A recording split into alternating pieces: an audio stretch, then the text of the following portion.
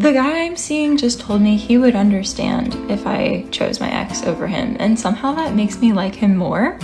He says, Ellie, you're really intelligent, you're really emotionally intelligent, you know what is best for you, and if you thought that what was best for you was being with Tyler, I would want what's best for you too, and I would want that for you. And I'm like, dang! Hello and welcome to the Hypertrophy Odyssey, chapter 397. It is the third day of the week, aka the Spirit Bomb workout. I'm feeling very good right now. Very excited for this workout. But anyways, to the main subject matter for today. Seeking emotional intelligence for the emotionally retarded. So in today's episode, we're going to be discussing, two things actually.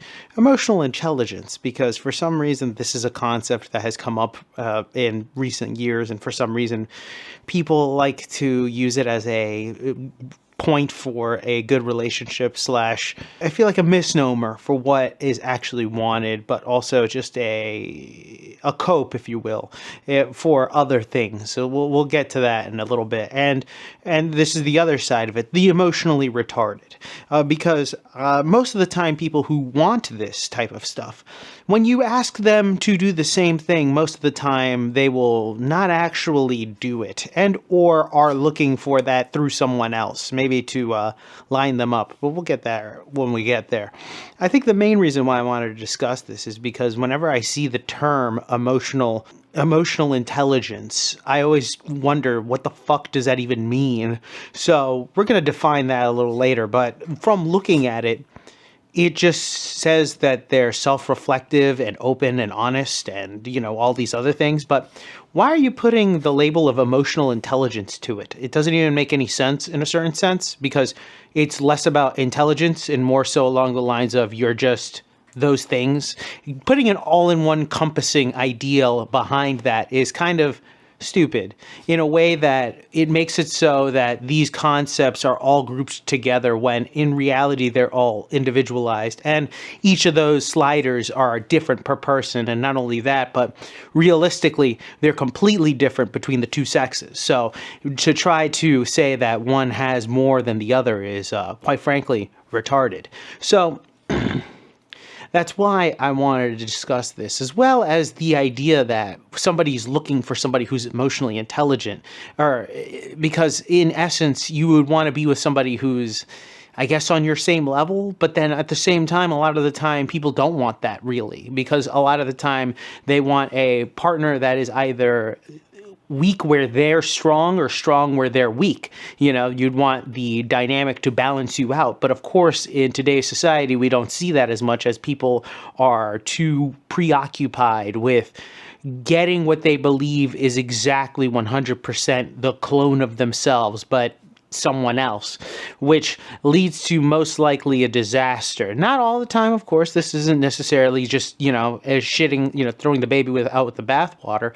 But I think a lot of people will say that their partner is a little too different from them, and obviously if they're way too different, then it's not going to work. But there has to be some level of balances. It's just how we naturally do things, and a lot of people don't want that for some weird reason. They imagine that things are going to be too similar, too different to the point where they're going to keep clashing nonstop, when in reality you work out these things. But that's what we're going to be looking at. We're going to be looking at both sides of it and how ridiculous this entire idea of it is. It just baffles the mind personally. I don't get it. I don't understand why this is a concept, and the idea of being emotionally smart. Honestly, whenever I hear emotional intelligence, that just means that I know how to manipulate people. But, that might be a little too X level. Hopefully I played that video at the beginning of this. But with that being said,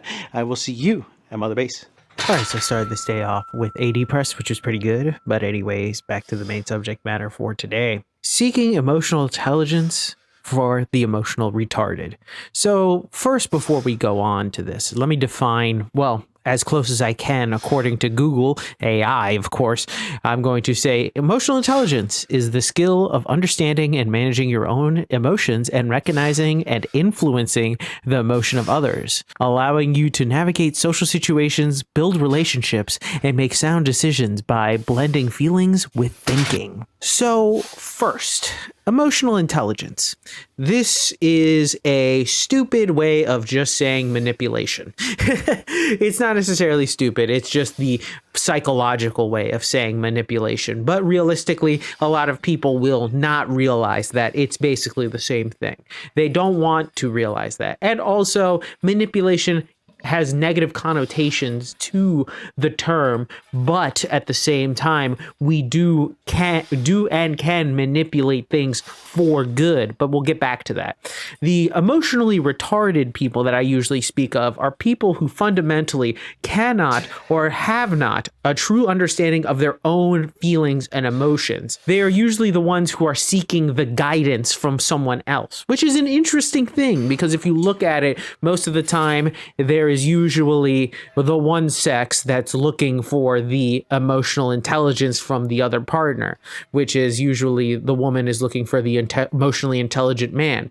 But in this case, they are basically saying, I want the man who is manipulative and being able to manipulate me in the way that I want to be manipulated. And I know that that's kind of like dumbing it down, but that's essentially what they're asking for. All this jargon, nonsense, bullshit that a lot of these people put onto these things really adds to the makeup of what is essentially a pig. And I'm not even saying that manipulation is technically a bad thing. It can be used for good, but calling it what it is can help people understand what's happening, because a lot of the time I think people don't realize what's happening, or worse, they are willfully ignorant to what is happening, which actually is quite very frequent with a lot of people, and thus they are allowing themselves for these things to fall and take into place because they have to basically change their language so they don't sound insane to the normal quote unquote person.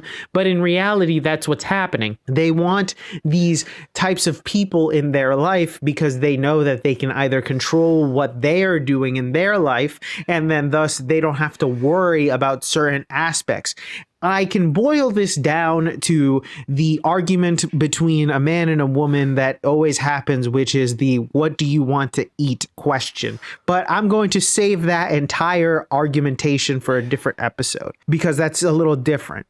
But it's the interesting thing about this is that realistically, people who are seeking for emotional intelligence aren't really looking for what they are looking for. For example, a lot of them will say that they want honesty, but as I've talked about in another video right here, honesty is best reserved for the self. Being honest to somebody else is just not a viable option. You can be somewhat honest with other people, but true 100% honesty is a very, very tough pill to swallow, especially when the other person is trying to give you the pill. It just doesn't work. Now, the big thing about this is that this entire idea is fine. A lot of the time people will say, oh, you don't want a manipulator, you don't want this, you don't want that in a relationship. But realistically, it's a balancing act between the two characters happening in the relationship. You want people that are better at what you're weak at, and then you would like to be good at what they're weak at as well, so then you balance each other out. The unfortunate reality about today's relationships is the fact that most of them are in a weird imbalance between the two sides, as if there is no cohesive nature to them. They are all one-sided, which makes it so they end up kind of making a weird,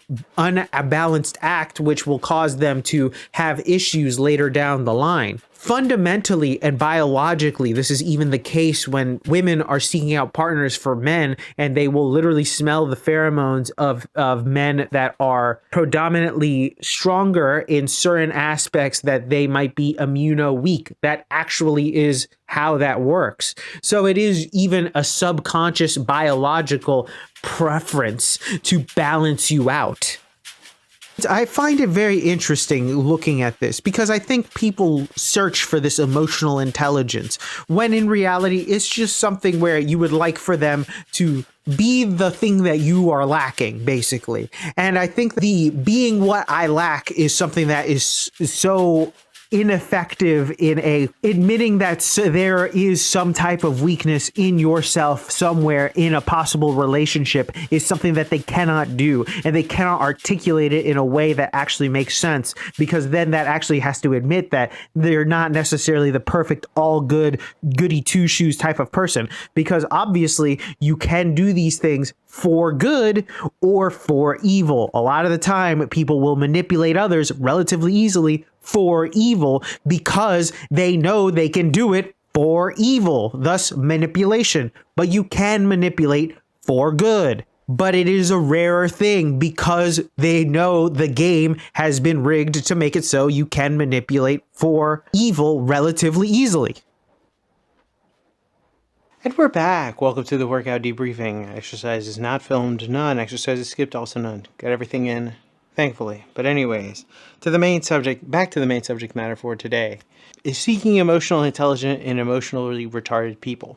So the main reason why I wanted to discuss this is because I don't think people really understand what they want when they say emotional intelligence from a partner or just anybody in general, because I feel like a lot of people don't realize that if you get this right, you can be manipulated very easily. And I think that disconnect is kind of interesting, because I don't think that they realize that maybe that is what they want. They want to be emotionally manipulated. You see, the power of something like emotional intelligence is the fact that, dependent on the person themselves, can use it for good or evil. It all just truly depends, but that goes into a completely different subject matter on the person itself, because I've made an entire fucking series about good and evil, and it's not even close to being finished because good and evil can last forever.